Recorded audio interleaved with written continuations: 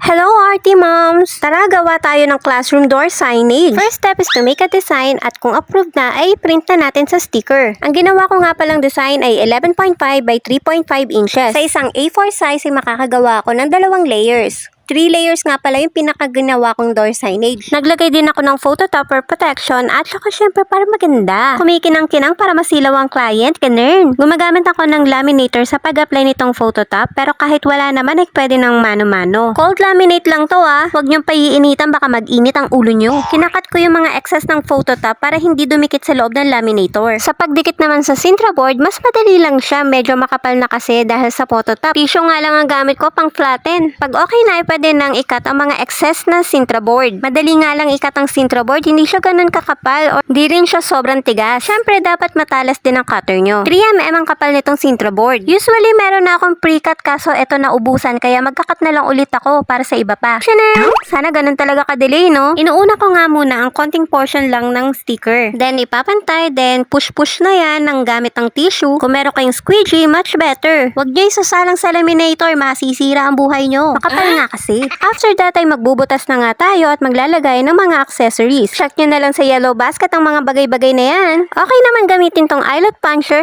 sakto sa Sintra board. Ginawa ko nga panukat yung backing ng photo top para same distance yung mga pinaglalagyan ng butas. Pero syempre pwede kayong gumamit ng ibang strategy or technique dyan. Gumamit naman ako ng ball chain para pagdugtungin ng mga layers. And it's almost done. Lagyan na lang ng tali on top and it's ready to go.